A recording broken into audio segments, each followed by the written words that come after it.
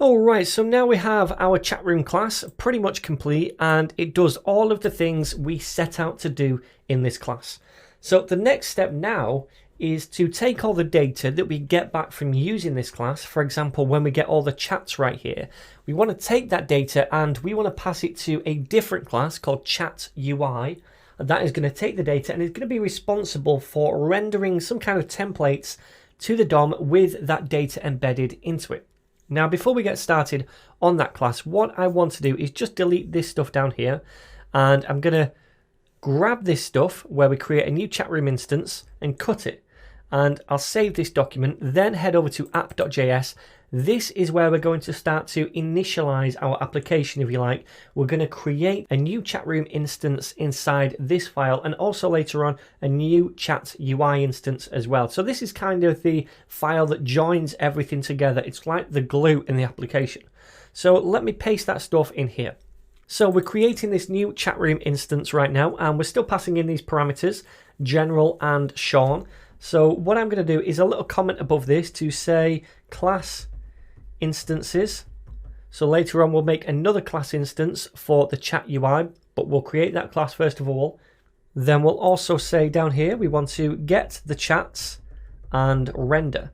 Now right now we're getting the chats and we're receiving the data back every time we have a new chat, but all we're doing is logging each one of those objects to the console. So ultimately we want to be able to render those to the DOM, and to do that we'll create another class called ChatUI, and that is going to go inside this UI.js file right here. So there's two things we want this class to do. First of all, we want it to be able to render chat templates to the DOM. So we take in a chat document to a function, and then inside that function we render some kind of template to the DOM with that chat information.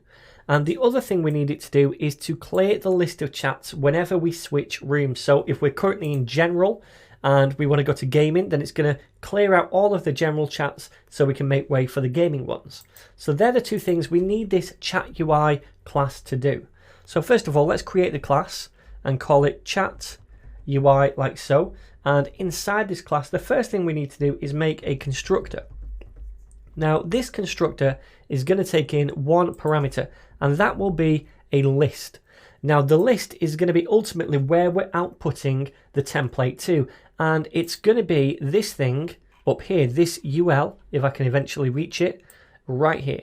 So that is the list that we're outputting chats to, and we're storing that on a property inside the class, because when we come to render a template to the DOM, then we have on that instance a reference to the list we want to render it to. So when we create an instance of this ChatUI later, we're going to pass in that element as a parameter. So inside here we'll say this .list is equal to the list. And in fact what we'll do is we'll just create this instance now. So I'm going to go to app.js, and at the top I'm going to do another comment, and that is going to be DOM queries. So all of our DOM queries we'll do at the top, and I'll say const chat list is equal to document.query selector, and we want the chat list like so. So this is going to go and get us, oops, we need to call this const and not chat, right?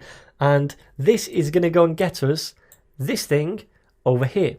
So now we have a reference to that, and we could, if we wanted to, now create a new ChatUI instance by saying const ChatUI is equal to a new ChatUI, and we pass in the list as an argument right here. So let's grab that and paste it in, and therefore when we create this instance, it's going to take this value, this UL tag, and over in UI it's going to pass that in, and we're setting this .list equal to that element on the page. So now we have a reference to that, and we can use it inside this class when we try to output data. So then the next thing I want to do is create a render method, and this render method is going to be responsible for creating an HTML snippet or template for each document, each chat document we get back, and rendering that to the DOM. So ultimately we're going to be taking in a data property over here, and that data is going to be a single chat object. So over in chat.js, when we say get chats And when we say on snapshot, we're setting up a real-time listener and we're getting changes back. For every added change, we're calling this function and passing in the data of that change, so that single object. And we're doing this for each change. Now this callback at the minute is over here, right here. This is the callback that's firing. So later we're going to take this data right here and we're actually going to call this method render and pass in that data, which is a single chat object. And this render method is going to get called for each new chat that we get. And its job is to generate a bit of HTML template, inject the data to it, and output that to the DOM. So let's give this a whirl. First of all, we're going to say const HTML is equal to a template string. This is going to be the template we output. And inside there, we want, first of all, an li tag. So we'll say li, and this will have a class, which is going to be a bootstrap class, and it's going to be list-group-item. Then we'll close the li at the bottom over here. And then inside the li, we need a few different things. We want the username, we want the message, and also the time. So first of all, we'll do a span tag, and this is going to have a class of username. And we'll output the username first of all, close the span tag off, and inside we need our $, curly braces, because we're outputting a variable, and we want the data dot username, because remember, this is a single chat object, and a single chat object has a username property on it. The next thing we want to output is the message. So let's do that span with a class equal to, this time, message. And inside that span, we want to output another variable, and it's going to be data.message, because that is the name of the message property on our chat objects. Close off that span. And then finally, we'll do a div so that this goes on a new line, because divs are block level elements. And this div will have a class, this time, of time. And inside that, we want to output the date or the time. But before we do that, let me close off the div. Now remember, this is going to be a timestamp object. So we'll say data.createdAt.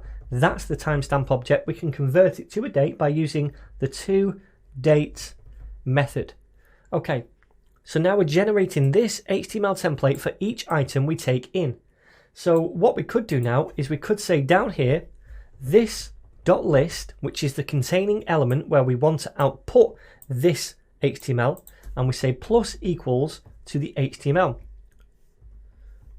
So now for every new chat document we get and we pass in here, we're generating this template and we're adding that to the HTML. We're not replacing the whole HTML, we're just adding to it. And also we need the .inner HTML method to do that. So now, if I save this, nothing's going to happen because we're not calling this method anywhere. And in fact, I can see an error over here. Okay, the error's gone now. But what we need to do now is call this method over here in app.js right about here once we have new chats. So instead of now logging this to the console, I'm going to instead say ChatUI, which is our ChatUI instance right here. Then use the method render.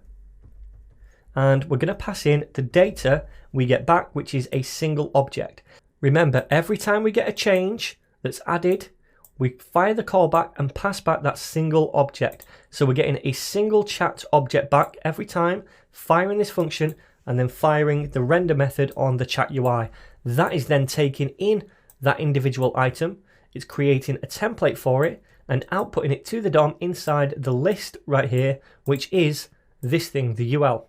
So let's save this and give it a whirl. I'm going to save it and come over here, and now you can see we get this kind of template. So it's going out and it's getting these chats and calling the render method for each one of them. And remember, these are just the chats in the general chat room because we specified general right here. So we're only listening to documents where the room is general. So this all works now, which is awesome. Now there's one more thing I want to do, and that's just to neaten this bit up here. So because there's one parameter, we can delete the parentheses, and also we can just move this up to one line like so, and this is still going to work. Okay, cool. So now we're kind of gluing our two different class instances together. First of all, we make a chat room instance and set that up with this room and this author. Then we go and get the chats based on this room. So we're listening for changes to those. They come back and fire this callback function for every chat we get. and we pass in that individual chat, which we call data, into the render method of this ChatUI class. So over here in UI, we can see we call that render method, pass in the data, which is the single chat, we make this template, and then we add it to the DOM right here to this list. So the next step now is to hook up our new message form down here, so that when we add something to it, then click send, it's going to add that chat to the database collection, and therefore we're going to listen to that change over here because we set up a listener, and we're going to get that document back.